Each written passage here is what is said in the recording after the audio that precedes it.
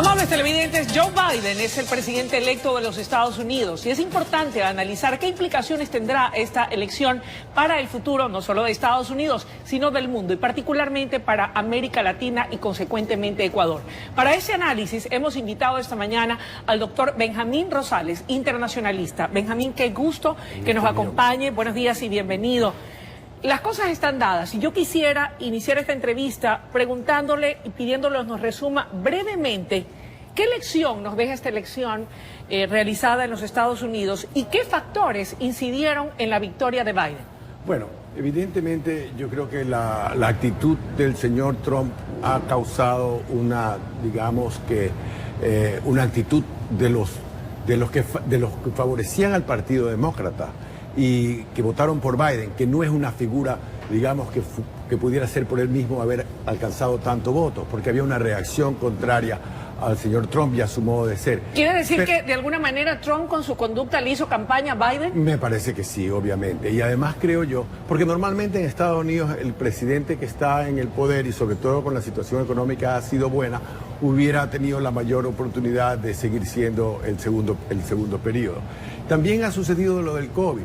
Y el mundo entero, no solo los americanos, han visto esta manera imprudente en que el señor Trump ha manejado este virus. Ha desechado la ciencia, como lo ha hecho también en cuando se trata del cambio climático y de las medidas que hay que hacer para disminuir. Esto ha hecho que haya esa tremenda votación. Es una votación récord. Estamos hablando de más de 75 millones de votantes. ¿Esto dejaría sin piso las denuncias de presunción de fraude? El sistema americano va por colegio electoral. Sí. Y en los colegios electorales se eligen en cada estado. En este rato ya tiene el señor Biden el número suficiente de votos para tener el colegio electoral del lado de él para ser presidente. No es únicamente la votación popular. Y los lugares donde el señor Trump está diciendo que va a hacer que cuenten los votos, no hay una denuncia concreta y se pudieran haber casos.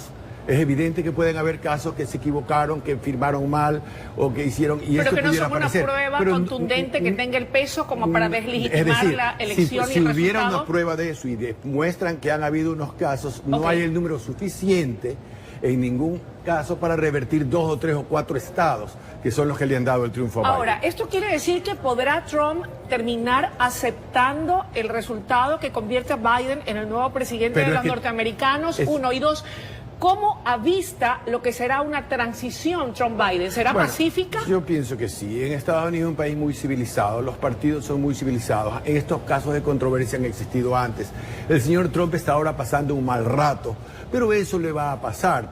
No solamente los líderes republicanos, como el presidente Bush, que ya felicitó a Biden, y como otros líderes que lo están haciendo y lo van a seguir haciendo. Yo lo he oído inclusive a Mitch McConnell, que además están hablando de cómo va a trabajar él como líder de los republicanos en el Congreso con Biden. Entonces yo pienso que el señor Trump en los próximos días, su familia lo ayudará, tendrá que aceptar, quizás comience algún asunto judicial que le va a costar plata. Judicial. De hecho dicen ahora que está levantando plata entre sus partidarios para poder emprender una campaña legal, pero eso pasará unos días y se dará cuenta que eso es imposible, que las cosas están dadas y el equipo de él, quizás él no muy de frente, pero ayudará en el proceso de transición, que en Estados Unidos es algo que se lo hace muy bien. Benjamín, geopolíticamente hablando y económicamente hablando, ¿qué es lo que le depara al mundo? Y vamos a ir analizando región por región.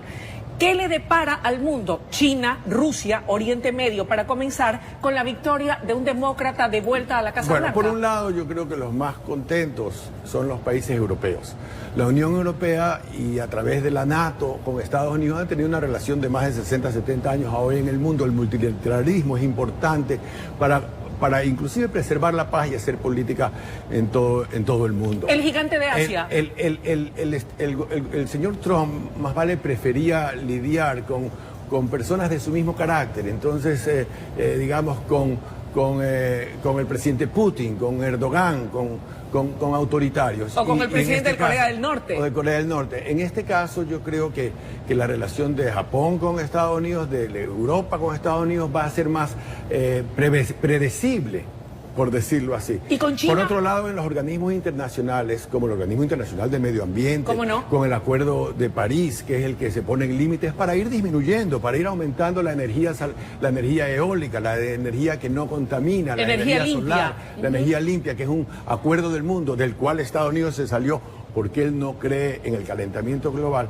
Yo creo que eso se sienten bien y favorecidos. Lo mismo será, puede ser que han habido errores en este COVID, en el manejo por parte de la Organización Mundial de la Salud, pero ciertamente no es el momento que salir, sino apoyar para que puedan distribuir esas vacunas en el mundo entero. Ese es el organismo hecho para eso. Benjamín, ¿qué va a pasar con Latinoamérica y particularmente con Ecuador, donde el actual gobierno está impulsando o al menos pretende dejar sentadas las bases para lograr la firma de ese ansiado acuerdo comercial que sobre todo busca el sector empresarial ecuatoriano? Yo le debo decir ahí que los ecuatorianos yo creo que debemos estar tranquilos en ese respecto. Porque el Partido Demócrata ha sido el partido que ha buscado los tratados de libre comercio con los demás países. Inclusive en el gobierno de Obama, cuando se firmó el tratado con Colombia y con el Perú, que debíamos haber sido parte. ¿Y por qué no? ¿Qué pasó? ¿Fallamos en la estrategia? No fallamos en nada. Fue el expresidente Correa. El expresidente Correa que dijo que él no quería ningún tratado. Y eso nos ha perjudicado muchísimo económicamente al Ecuador, porque los productos que podemos exportar a Estados Unidos, el mismo banano, ahora pagan impuestos, los camarones, es decir, hubiéramos podido exportar más beneficioso para acá. El Tratado de Libre Comercio de Ecuador, una vez que ya en este gobierno se dejó de esa política absurda, que autoperjudicarnos por una supuesta soberanía cuando nos entregamos a China y a los altos intereses que nos cobran. Entonces, el gobierno actual haya venido haciendo con el gobierno republicano de Trump un acercamiento y está avanzando en las conversaciones. Que se va a consolidar con el gobierno demócrata. Yo creo que definitivamente sí. Más importante es que pase en Ecuador. Si en Ecuador tenemos un gobierno razonable que busca que el Ecuador produzca más, que el Ecuador progrese, que haya más trabajo, entonces van a facilitar que ese acuerdo se dé. Solamente una puntualización allí. Eso quiere decir entonces que el resultado de las elecciones en Ecuador van a ser claves para poder avanzar con ese acuerdo comercial con Estados Unidos. Para eso y para muchas cosas más. Okay. Para los financiamientos a largo plazo que deberíamos de tener de los organismos internacionales, que dejamos de recibir, porque el presidente anterior se iba contra el FMI, contra el BID, contra el Banco Mundial, que son préstamos a más largo plazo y con menos intereses que los que nos ha venido dando la China. ¿Qué va a pasar con los migrantes? Los migrantes, el problema de migrantes a Estados Unidos es un problema que tiene ya muchísimos años. Estados Unidos es un país de migrantes. Mire usted la vicepresidenta que se ha elegido, que es una mujer admirable. Por primera vez una mujer en la vicepresidencia. Primera vez una mujer negra y primera vez una mujer o una persona hija de padre y madre extranjeros. El padre de ella es un profesor jamaiquino que era estudiante en una de las mejores universidades en Berkeley, de California, y la madre era de la India y los dos se conocieron allá. Y este cambio, estos hijos de migrantes, Estados Unidos tiene que tener ahora una política adecuada para las personas y niños que han emigrado hace muchos años y que no tienen todos los derechos que tienen que tener como ciudadanos. Ahora, Benjamín, ¿qué va a pasar con Venezuela? ¿Qué va a pasar con Cuba? Porque leía un titular y dicen que el Nicolás Maduro está celebrando la victoria de Biden y espera que poder tener un canal de comunicación, ha dicho, con el nuevo presidente norteamericano. Ese cuco que los demócratas son socialistas ha sido una de esas estrategias de fake news de la campaña de Trump, hecha directamente o a través de Rusia, porque ahí hay un sistema de hacer este tipo de campaña que también, como conocemos, usan los del socialismo del siglo XXI. ¿Habrá un acercamiento con Maduro, cree usted, por parte del nuevo presidente norteamericano? Yo no sé cuál es la estrategia que tienen que definir. ¿Y con Cuba? Con los dos países o con los tres países o con los países dictatoriales de América Latina, tiene que haber una estrategia que sea efectiva y habría que ver cuál es esa estrategia. Pero lo que creo que es más importante, que los países demócratas del mundo, Estados Unidos, con la Unión Europea, los sudamericanos, se pongan una estrategia común y no actuar independientemente. Finalizo la entrevista preguntándole que me resuma en 3 o 4 puntos los desafíos muy puntuales que tendrá el presidente electo de los norteamericanos. El primero, y a corto plazo, es la lucha contra el COVID. La economía no se puede recuperar mientras exista esta pandemia y descontrolada. Ahí ha habido esa desinformación, que usar mascarilla no es importante, que uno puede acercarse a las otras personas para conversar. Ahora estamos como que en el límite, pero y que uno puede abrir los bares y abrir las discotecas y tomar trago en una reunión grande. Eso, cuando sucede eso, se pierde en el concepto y se transfiere la EPA. Eso por un lugar. La reactivación de la economía es fundamental. En Estados Unidos hay mucha gente que está sin el trabajo y que no pueden estar muriéndose de hambre. Entonces tienen que haber los fondos que entrega el Estado para cubrir esas necesidades, porque es un país rico que lo puede hacer.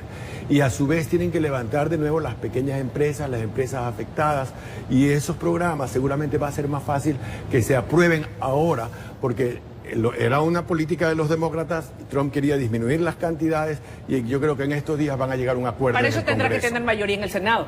No necesariamente, porque el Senado americano, es decir, hay un equilibrio. Contrapeso. Y entre los miembros del Partido Republicano hay muchos que creen en las mismas cosas, no todos son a los extremos. El extremo del Partido Demócrata o de los que pudieran ser los progresistas demócratas es lo que quieren que haya salud para todos, que no se quede alguien sin poder ir a un hospital. Y eso todavía no está ampliamente aceptado por los republicanos y eso quizás les tome un poco más de tiempo. Ese Obamacare tiene que mejorarse para que eso se pueda hacer.